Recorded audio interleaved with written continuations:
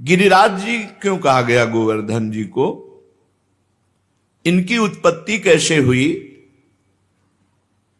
और गिरिराज जी महाराज की क्या महिमा है?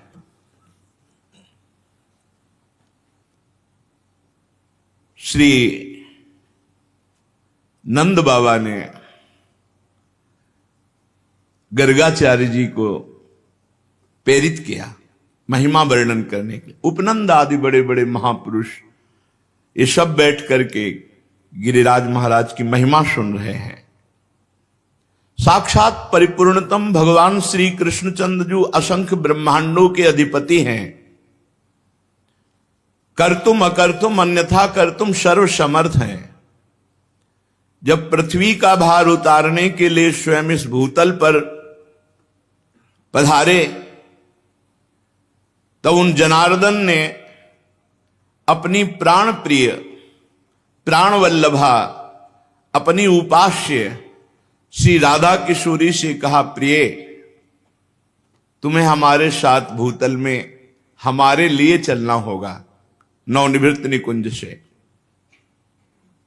किशोरी जी ने कहा, प्राणनाथ आप चलने की बात कैसे सोच सकते हैं? जहां वृंदावन नहीं, जहां यमुना सखी नहीं, जहां गिरिराज गोवर्धन नहीं, वहां मेरा पदार्पण हो ही नहीं सकता। भूतल पर अगर हमारी सखी यमुना जी नहीं, गिरिराज गोवर्धन नहीं, तो प्राणनाथ जहां वृंदावन नहीं वहां राधा किशोरी नहीं जा सकती। श्री लाडली जी की बात सुनकर हरिजू ने मुस्कुरा दिया और कहा, हमने पहले से व्यवस्था की है। मृत्युलोक में, भारत भूमि में, माथुर मंडल में अपने को ही 84 कोष भूमि में मैंने विस्तार किया है। ये 84 कोष भूमि श्री कृष्ण स्वरूप है। उस 84 कोष भूमि में आपके विलास के लिए, आपकी सेवा के लिए जो जो चाहिए वो हमें पहले से पता है। यमुना जी, गोवर्धन, संपूर्ण आपके सुख के लिए वृंदावन की शोभा भूतल पर उतरेगी। नंद बाबा ने पूछा कि आप पहले से गिरिराज जी महाराज ब्रजभूमि में प्रकट हो गए? तो कहा नहीं, इस शालमली द्वीप के भीतर द्रोणाचल के गर्भ में उत्पन्न हुए थे। जो द्रोणागिरी है उनके पुत्र हैं गोवर्धन जी महाराज, वहां प्रकाशित हुए थे। जब गिरिराज जी महाराज प्रकट हुए थे तो समस्त देवताओं ने पुष्प वर्षा करके गिरिराज जी महाराज का अभिनंदन वंदन किया शालमली द्वीप द्रोणागिरी पर। हिमालय आदि पर्वतों ने, सुमेरु आदि पर्वतों ने आकर के गिरिराज जी का पूजन किया, प्रणाम किया, परिक्रमा की। और विधिवत पूजन करने के बाद समस्त पर्वतों ने हाथ जोड़कर गोवर्धन जी की स्तुति प्रारंभ की। त्वं साक्षात् कृष्णचंदस्य परिपूर्णतमस्य च गोलोके गोगणैर्युक्ते गोपी गोपाल संयुते त्वं हि गोवर्धनो नाम वृंदारण्ये विराजसे त्वन्नो गिरीणां सर्वेषां गिरिराजोऽसि साम्प्रतं नमो वृंदावनांकाय तुभ्यं गोलोकमौलिने पूर्ण ब्रह्म तपत्राय नमो गोवर्धनाय च। समस्त सुमेर, हिमालय आदि बड़े बड़े पर्वतों ने गिरिराज महाराज की स्तुति की। हे गिरिराज, तुम साक्षात परिपूर्णतम भगवान श्री कृष्ण का स्वरूप हो। भगवान श्री कृष्ण की प्राण प्यारी गौओं का समुदाय, गोपाल, गोप सुंदरी गोपियों का समुदाय, ये सब आपकी तलहटी में आनंद प्राप्त करेगा। तुम्हारा नाम गोवर्धन है, तुम वृंदावन में नित्य विराजोगे। इस समय हम समस्त पर्वतराज आपको गिरिराज पदवी प्रदान करते हैं। द्रोणागिरी की गोद में प्रकट हुए गोवर्धन महाराज को गिरिराज पदवी प्रदान की समस्त विश्व के महान महान पर्वतों ने। वृंदावन सच्चिदानंदमय है, गोवर्धन भगवान द्रोणागिरी में विराजमान है। समस्त देवता गिरिराज सुमेरु आदि स्तुति करके गोवर्धन जी महाराज को प्रणाम करके परिक्रमा करके सब अपने अपने स्थान को गए। उसी समय महिमा सुन करके कि द्रोणागिरी पे गोवर्धन जी महाराज प्रकट हुए हैं, बड़े ही तप के धनी पुलस्त ऋषि कौतुकवश दर्शन करने के लिए गिरिराज जी द्रोणागिरी पर पहुंचे। देखा द्रोणाचल की गोद में गौर श्याम वर्ण, गिरिराज जी के शिलाओं में आभा प्रकट होती गौर श्याम। एकाग्रता पूर्वक जब गिरिराज जी की परिक्रमा करो, दूर से देखो तो कुछ शिला में गौर रंग, कुछ शिला में श्याम रंग आपको दिखाई देगा। गोवर्धन भगवान ऐसे माधवी मालती सुंदर सुंदर लताएं गुफाएं, बड़े सुंदर वृक्ष जो मीठे फलों के भार से सुंदर सुंदर सरोवर कुंड झरने, महाराज देखते ही पुलस्त ऋषि लुट गए। ये तो महान तपस्या करने की स्थली है,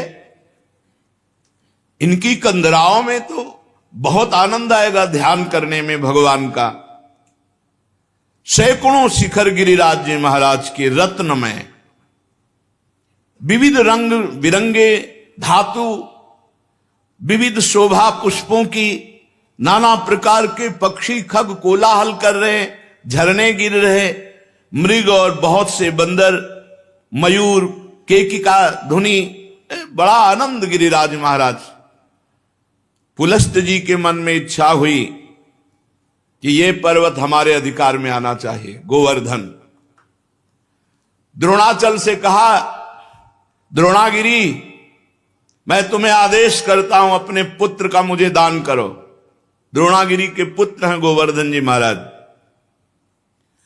तुम पर्वतों के स्वामी हो, तुम्हारा बड़े बड़े ऋषि मुनि तपस्या के द्वारा आदर करते हैं, तुम बड़ी औषधियों के पुंज हो, दिव्य औषधियां तुम में प्रकाशित होती हैं।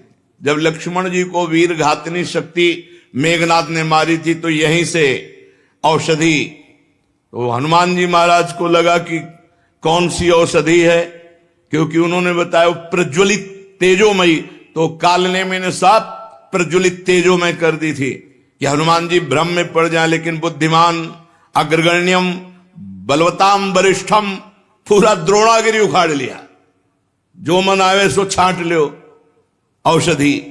तुम औषधियों से संपन्न हो। मैं काशी में गिरिराज जी को विराजमान करूंगा, क्योंकि मैं काशी वास करने वाला हूं और मैं याचना ही नहीं कर रहा, आदेश दे रहा हूं। अगर ना तो साफ, मेरा कोई प्रयोजन नहीं है, मैं तपस्या करूंगा गोवर्धन की शोभा देख करके, ऐसा मेरे मन में आया। भगवान विश्वेश्वर की महानगरी परम पवित्र मोक्ष प्रदायिनी काशी में जाकर गिरिराज गोवर्धन को विराजमान करेंगे। जहां पार्श्व में गंगा नदी बह रही, विश्वेश्वर विश्वनाथ भगवान विराजमान है, वहीं गोवर्धन को विराजमान करेंगे। आज तक ऐसा यश प्राप्त नहीं होगा जैसा गोवर्धन को यश प्राप्त होगा काशी में। मैं गोवर्धन के ऊपर ऐसी तपस्या करूंगा कि त्रिभुवन गोवर्धन की वंदना करेगा, और मेरी यह अभिलाषा तुम्हें पूर्ण करनी होगी।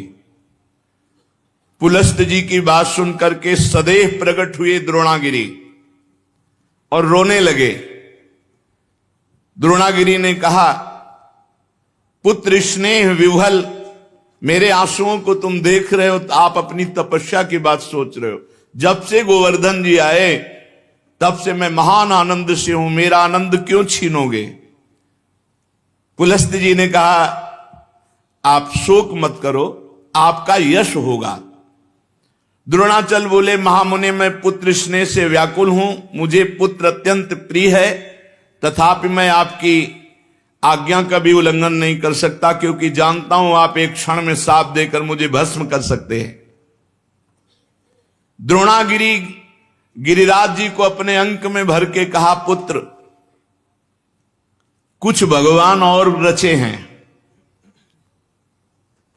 इनकी सोच अलग है, लेकिन कुछ भगवान और रचे हैं। भगवान का संकेत मानकर मैं तुम्हें इनको दान करता हूं। भारतवर्ष बड़ा पवित्र देश, धर्ममय देश है, जहां केवल भारतवर्ष में धर्म, अर्थ और काम मोक्ष की आराधना होती है। निष्काम कर्म के द्वारा, ज्ञान योग के द्वारा तत्वबोध या प्रेम केवल भारतवर्ष में। मैं तुम्हें प्रदान करता हूं पुलस्त ऋषि को। गोवर्धन जी ने महान ऋषि पुलस्त जी से कहा, थोड़ा आप हमारा परिचय भी तो जान लें। 8 योजन लंबा, 8 चौको 32 कोष, 2 योजन ऊंचा, 8 कोष ऊंचा, 5 योजन चौड़ा, 20 कोष, 5 चौको 20। ऐसे थे गिरिराज जी जब यहां आए थे। साफ हो गया महाराज का आगे तो रोज तिल तिल घट रहे हैं। ऐसी दशा में आप देख पाओगे कि मुझे ले जाकर काशी में विराजमान कर दो। पुलस्त जी ने कहा, बेटा मैं पुलस्त हूं, अगर संकल्प करूं तो पूरे भूमंडल को उठा के चल सकता हूं। मेरे हाथ पर केवल तुम बैठ जाना, मैं काशी में ही छोड़ूंगा तुम्हें। गोवर्धन ने कहा, फिर एक बार क्या बोल गए आप, सोच लो। एक बार हाथ में आ गया, उतार दिया तो फिर तुम्हारी सामर्थ्य नहीं होगी कि आप मुझे हिला भी सको। मेरी प्रतिज्ञा और आपकी प्रतिज्ञा एक।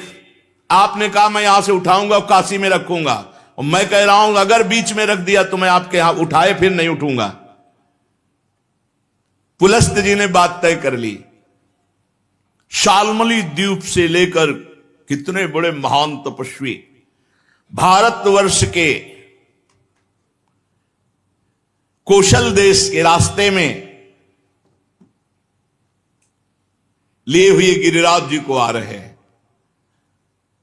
पर्वत द्रोणागिरी विकल हो गए। गोवर्धन जी ने द्रोणागिरी को प्रणाम किया और कहा, सदैव आपके साथ हमारा नाम, हमारे साथ आपका नाम जुड़ा रहेगा। आंसुओं से अभिषिक्त होकर द्रोणागिरी ने गिरिराज महाराज को विदा किया। दाहिने हाथ पर पुलस्त ऋषि ने उठा लिया और बड़ी तीव्र गति से चले। गिरिराज महाराज शांत देखते रहे। जेव ही माथुर मंडल में आए, ब्रज 84 कोष में, जहां गिरिराज जी विराजमान है। गिरिराज जी अपना भार भी बढ़ा लिया और विचार किया, ये मेरी लीला स्थली है मेरे प्रभु की, मैं यहां से एक कदम बाहर नहीं जाऊंगा। यहां भगवान श्री कृष्ण श्री किशोरी जी के साथ, ब्रजगोपियों के साथ, ग्वाल वालों के साथ यहां दिव्य लीला करेंगे, उसका मुझे आनंद मिलेगा। कैशोर लीला, बाल लीला, सब लीलाओं का आनंद मुझे मिलेगा। इतना ही नहीं, मेरे ऊपर दान लीला, मान लीला, ये सब प्रभु करेंगे। मैं एक कदम यहां से नहीं जाऊंगा ब्रजभूमि से। जहां किशोरी जी के साथ प्रभु अपने चरणों से विहरण करेंगे, वहां छोड़कर मैं अब कहां जाऊं। गिरिराज गोवर्धन इतने भारी पड़ गए कि मुनि का हाथ ऐसा लगा कि टूट जाएगा, और साथ में बड़ी जोर की लघुशंका लगी। गिरिराज महाराज की लीला, भार तो तपबल से रोक रहे थे, लेकिन लघुशंका तपबल से कहां तक रोके। वो बात थी कि अगर रख दिया तो भी तुम्हारी ताकत नहीं कि उठा सको। इतनी लघुशंका लगी कि वो बात भूल गए और भार से हाथ पीड़ित। तो गिरिराज महाराज जहां विराजमान है यहीं विराजमान किया, लघुशंका किया, आचमन किया, पवित्र हुए और गोवर्धन से गाओ कर कमल में विराजमान हो। बोले खत्म खेल, हमारी और आपकी प्रतिज्ञा थी कि आप रख दोगे, उठा नहीं पाओगे। तो उनका तुम्हारे आने से मैं अभी उठाकर तुम्हें ले चलता हूं।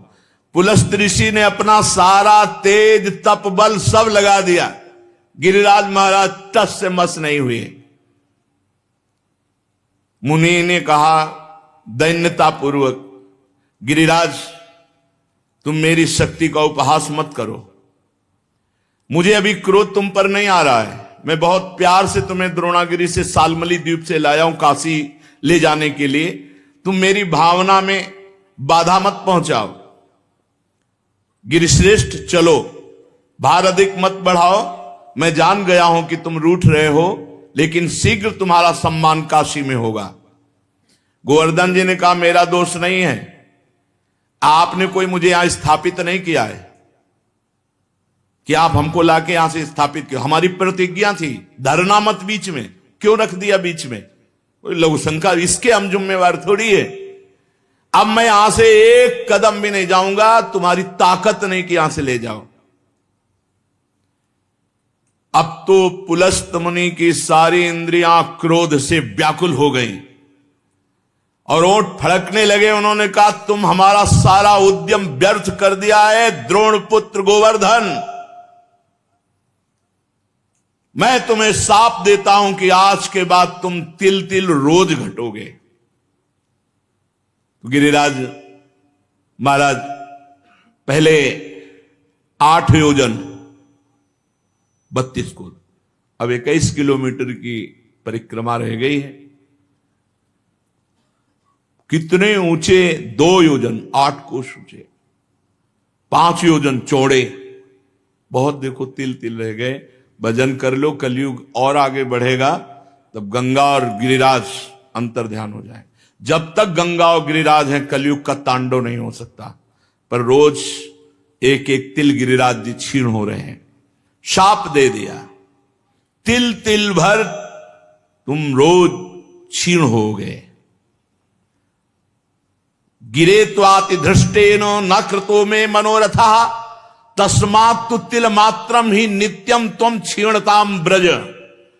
ब्रजवास करो, लेकिन एक एक तिल रोज क्षीण हो गए। गर्गाचार्य जी कहते हैं यावत भागीरथी गंगा यावत गोवर्धनो गिरी तावत कलेह प्रभावस्तु भविष्यति न करहिचित। जब तक गिरिराज गोवर्धन विराजमान है, भागीरथी गंगा प्रवाहित है, तब तक कलयुग अपना तांडव नहीं कर सकता। हां, उसका प्रभाव रहेगा। तांडव शब्द से मतलब है भ्रष्टाचार ही भ्रष्टाचार। भाव भ्रष्टाचारा सत संसारा धर्म सुने नहीं काना कलिकाल बिहाल की मनुजा नहीं माने को अनुजा तनुजा। ऐसा भ्रष्ट आचरण, न कहीं स्वाहा न स्वधा न राम न कृष्ण न हरि, अब बिल्कुल भ्रष्टाचार। तब भगवान कल की रूप में आकर दुष्टों का संहार करके फिर नवीन शांति की स्थापना करेंगे। उस दिन से गोवर्धन महाराज ब्रज में विराजमान हुए, पर महाराज पुलस्त जी के साप से तिल तिल क्षीण होते गए। जब तक भागीरथी गंगा गोवर्धन पर्वत भूतल पर विद्यमान है, तब तक कलिकाल का प्रभाव कदापि नहीं बढ़ेगा। ये गोवर्धन का शालमली द्वीप द्रोणागिरी से ब्रजधाम आना है। ये पावन श्री गिरिराज महाराज जी का चरित्र है। एक समय की बात है कि गोदावरी तट पर एक ग्राम में एक ब्राह्मण रहता था। तो वो अपना ऋण लेने के लिए, कोई धनी मानी मथुरापुरी में रहते थे, तो यहां आए। वो अपना कार्य पूरा करके जब घर को लौट रहे थे, तो रास्ते में गिरिराज गोवर्धन जी मिले। तो ऐसा सुंदर पत्थर का टुकड़ा ऐसे देख करके उनको लगा कि साथ ले जाना चाहिए। एक बात ध्यान रखें, गिरिराज जी को साप मिल गया है, इस बात के लिए कोई ब्रज से बाहर नहीं जाना चाहते थे। और अगर किसी ने गिरिराज जी को ब्रज से बाहर ले जाने की चेष्टा की, तो साप का अधिकारी होगा, अपने आप उसका पतन शुरू हो जाएगा। ये मत सोचो कि गिरिराज जी की शिला की महिमा सुनी तो ले जाकर ब्रजमंडल के बाहर विराजमान कर लें, ये सिद्धांत नहीं है। कुछ लोग कहते हैं कि अगर आप शिला उठाओ तो उसी के बराबर सोना गिरिराज जी को, सोना सुमेरु पर्वत परिक्रमा करके प्रणाम करके गिरिराज पदवी दे गया। उनको सोना चाहिए, उनको ब्रज चाहिए। ब्रज से बाहर ले जाने का कोई सिद्धांत नहीं कि आप सोना चांदी चाहे जितना बराबर रख दो। ऐसा शर्त कर देते तो पुलस्त्य ऋषि तपस्या से सोने का बना देते गिरिराज जी को। गिरिराज जी की शिला को ब्रजमंडल से बाहर ले जाना घोर अपराध है। ये तुम्हारी भक्ति का बाधन होगा, साधक नहीं होगा। ये मत सोचना कि हम गिरिराज जी की शिला उठाए, इतनी महिमा सुनी तो बाहर ले जाएं। अपना कार्य पूरा करके वो घर लौटने लगा। तब गोवर्धन की जी के तट पर वो गोल पत्थर बड़ा सुंदर लगा। गिरिराज जी की शिला तो उठा ली। अभी वो ब्रजमंडल में ही था कि एक घोर राक्षस उस पर टूट पड़ा, उस ब्राह्मण पर। उसका मुंह ऐसे नाटा छाती में घुसा हुआ, 3 पैर 6 भुजाएं, बड़ा विकराल ओंठ, ऐसे दांत, मोटी नाक, बदबू आ रही थी। बड़े बड़े दांत बगाड़ कर ब्राह्मण को खाने के लिए।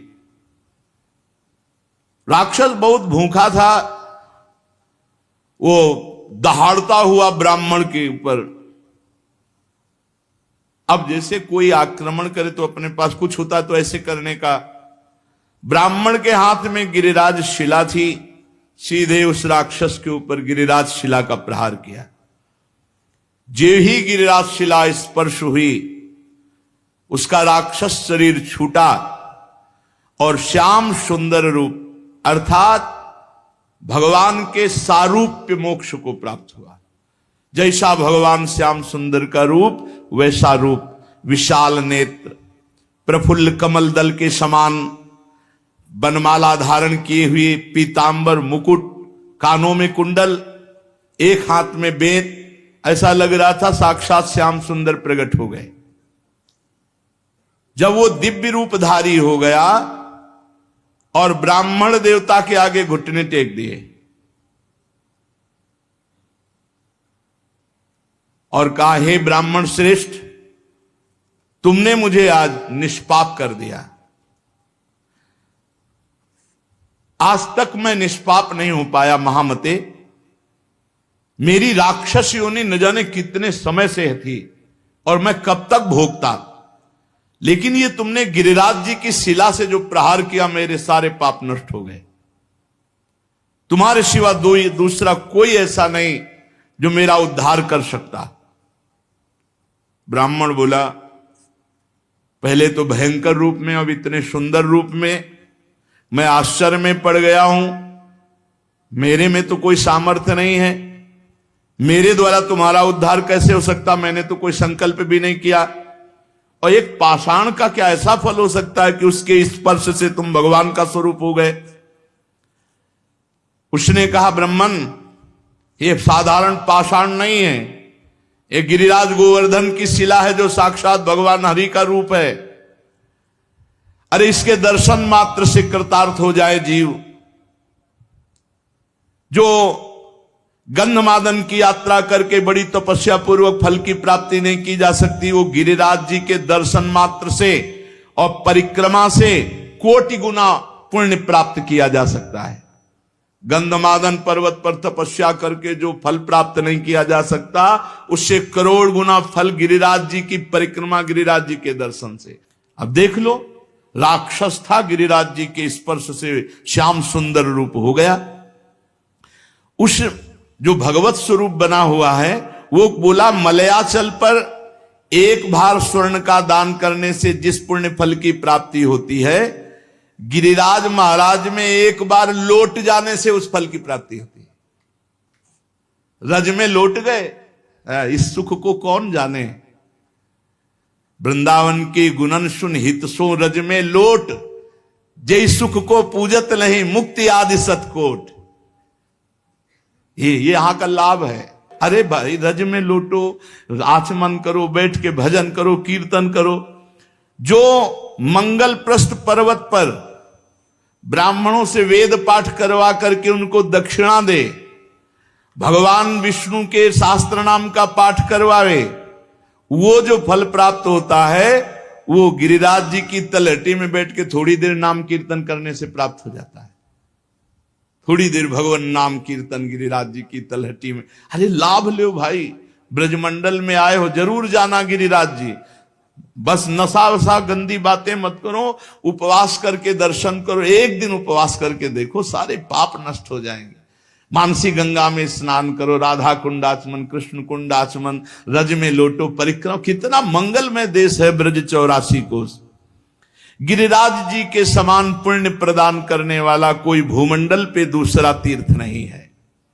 ऋषभ पर्वत, कूटक पर्वत, कोलक पर्वत, सोने से मढ़ी हुई सींग वाली 1 करोड़ गऊओं का दान करने से जो फल मिलता है, गिरिराज गोवर्धन की संपूर्ण तीर्थ स्थली के दर्शन मात्र से प्राप्त हो जाएगा। जैसे बताए गए जो तीर्थ स्थलियां, इनमें भ्रमण किए, ब्रजवासियों से पूछ ले, वो बता देंगे कि अमुक जगह। एक परिक्रमा जो रोड वाली है, उसमें तो आप ज्यादा दर्शन आदि का लाभ नहीं ले सकते, लेकिन अंदर वाली जब परिक्रमा करेंगे और एक ब्रजवासी कोई गाइड करने वाला हो, तो वो सब ये छुपे हुए जो तीर्थ स्थल है सबके दर्शन करा देंगे।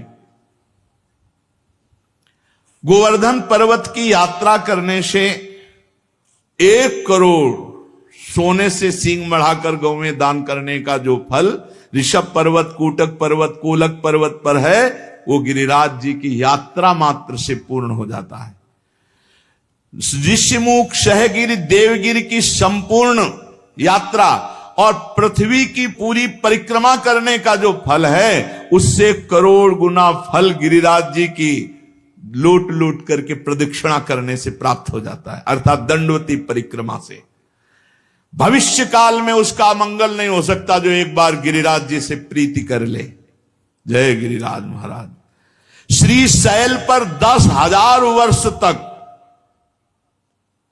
जो तप और यज्ञानुष्ठानों का फल मिलता है, गोवर्धन के पुच्छ कुंड में, जहां अप्सरा कुंड है, पुछरी की लोठा के पास, स्नान करने से वो फल प्राप्त हो जाता है।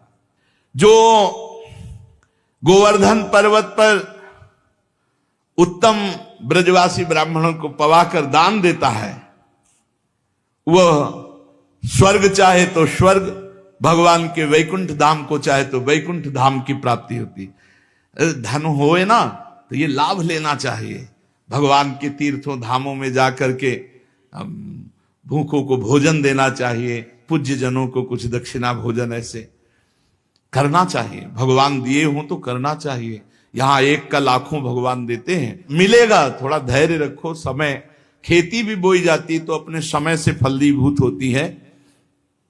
चित्रकूट पर्वत पे रामनवमी के दिन पयस्वनी मंदाकिनी में, बैसाख की तृतीया को पारियात्र पर्वत पर, पूर्णिमा को कुकुराचल पर और द्वादशी को नीलाचल जगन्नाथपुरी में, सप्तमी को इंद्रकील पर्वत पर जो दर्शन करने से पुण्य होता है, परम लाभ होता है, गोवर्धन गिरिराज जी में किसी एक कुंड में स्नान करने से उसका फल प्राप्त हो जाता है। किसी एक कुंड पर बड़ा योग लिखे हुए है कि जैसे बृहस्पति के सिंह राशि पर स्थित होने पर गोदावरी में, कुंभ राशि पर हरिद्वार में, पुण्य नक्षत्र पुष्कर में, सूर्य ग्रहण कुरुक्षेत्र, चंद्र ग्रहण काशी में, एकादशी के दिन शुकर तीर्थ में, कार्तिक पूर्णिमा को गढ़मुक्तेश्वर में, जन्माष्टमी के दिन मथुरा जेल में, द्वादशी के दिन खांडोवन में, कार्तिक पूर्णिमा को वेंकटेश्वर नामक महावट, मकर संक्रांति तीर्थराज प्रयाग में, वैधृति योग बृहस्पति, रामनवमी के दिन अयोध्या में। ये जो यात्रा करने पर फल प्राप्त होता है, गिरिराज जी की शिला का जल से अभिषेक, दुग्ध से अभिषेक, गिरिराज जी की शिला का पूजन करने से वो सब फल प्राप्त हो जाता है। जो भगवान श्री कृष्ण में मन लगाकर उद्धव कुंड, गोविंद कुंड, इसमें स्नान करता है, श्री कृष्ण के सारूप्य पद को प्राप्त होता है। हमारे गोवर्धन पर्वत पर जो मानसी गंगा है, बहुत पवित्र है मानसी गंगा, बहुत पवित्र, अनुभव की बात कह रहा हूं। तभी बार बार हम जब गिरिराज जी की बात करेंगे तो मानसी गंगा की बात करेंगे। सैकड़ों राजसूय यज्ञ करने वाला उतना पवित्र नहीं हो सकता जितना मानसी गंगा में स्नान करने से गिरिराज जी का दर्शन स्पर्श ये महान पुण्यात्मा को प्राप्त होता है। यदि आपको विश्वास न हो तो देखो, मैं महापापी हूं। गोवर्धन की शिला स्पर्श मात्र से मैंने भगवान श्री कृष्ण के स्वरूप को प्राप्त कर लिया। उस भगवत स्वरूप की बात सुनकर के ब्राह्मण को बड़ा विस्मय हुआ, गिरिराज जी के प्रभाव को जानकर बार बार पुलकित हुआ। फिर ब्राह्मण ने पूछा, इस समय तुम दिव्य रूप में हो, पहले तो मुझे राक्षस रूप में दिखाई दिए। तो सिद्ध ने कहा, मैं पूर्व जन्म में एक धनी वैश्य था, समर्थ था, खूब धन संपत्ति हमारे पास थी और रूपवान था। तो मैं दूसरी स्त्रियों के साथ व्यभिचार करना, जुआ खेलना, मदिरा पीना, आगे चल करके वैश्यागमन करना और मदिरा में उन्मत्त होकर हिंसा करना, माता पिता पत्नी सबको मारना फटकारना। एक दिन मैंने ऊब करके अपने मां बाप को जहर देकर मार डाला और पत्नी की तलवार से काटकर हत्या कर दी और स्वच्छंद रूप से फिर वैश्यागमन आदि अपराध करता रहा। लूटपाट का काम करने लगा क्योंकि धन की आवश्यकता थी।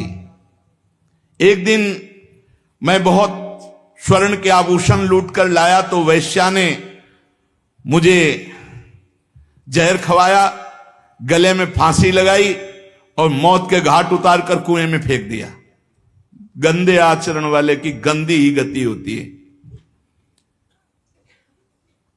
अब मैं महापातकी यमदूतों के मुदगरों से पीट पीट कर बांध कर नरक ले जाया गया, कुंभी पाक नरक में डाला गया।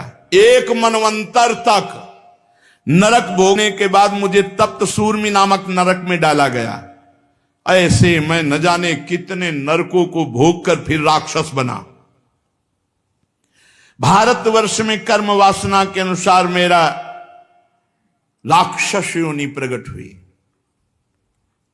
कितने नरक भोगने के बाद बहुत होश में, हर कर्म बिना दंड दिए नहीं जाएगा।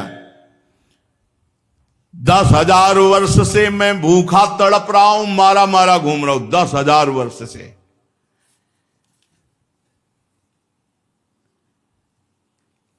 यमुना के सुंदर तट पर आज मुझे उद्धार का अवसर मिला। आपने जो गिरिराज जी की शिला मुझे मारी, उससे मैं भगवत स्वरूप हो गया। आज ब्रजभूमि को मैं बार बार नमस्कार करता हूं। जिस ब्रजभूमि में मैं भूखा तड़पता पापी तुम्हें खाने के लिए, लेकिन तुम्हारे द्वारा गिरिराज जी के स्पर्श से साक्षात श्री कृष्ण स्वरूप हो गया हूं। इस प्रकार वार्ता हो ही रही थी कि भगवत धाम से एक विमान उतरा जो सहस्त्रों सूर्यों के समान तेजस्वी था। 10,000 घोड़े जुते हुए थे और महान ध्वनि हो रही थी। उसमें भगवत पार्षद आए और ब्राह्मण के देखते देखते उस सिद्ध को, जो राक्षस था अब भगवत स्वरूप हो गया था, विमान में बैठाला और भगवान के धाम को ले गए। निकुंज विलासी श्री प्रिया प्रीतम की पावन प्रेम स्थली, क्रीड़ा स्थली है। श्री गिरिराज महाराज, नंदगांव, बरसाना, ये सब महान महान तीर्थराज। प्रयाग भी यहां आकर अपने पापों का प्रायश्चित करते हैं। जो तीर्थों से पाप इकट्ठा करते हैं उनको यहां भस्म करते हैं आकर। इसलिए हम सब सौभाग्यशाली जो हमें ब्रजभूमि में आने को मिला, वास मिला। अब हम अपने जीवन को ऐसी एक धारा में देखो, जो कर्म करोगे उसका आपको फल भोगना पड़ेगा। चरित्र सुन करके भयभीत होना चाहिए और भगवान की शरण में जाना चाहिए और वो उपाय करना चाहिए जिससे हम निष्पाप हो जाएं, हमें दंड भोगने को ना मिले। हमें कम से कम अगला जन्म मिले तो सुअर कुत्ता का ना मिले, फिर मनुष्य जन्म मिले और हम साधना करके भगवान की प्राप्ति करें। मनुष्य जीवन बड़ा दुर्लभ है। दुख की निवृत्ति के लिए कोई भ्रमित मत होना, बार बार आपसे कह रहे हैं। जब तक आप स्वयं अनुष्ठान नहीं करेंगे, स्वयं भजन नहीं करेंगे, तब तक आपके दुख को कोई मिटा नहीं सकता, नहीं मिटा सकता।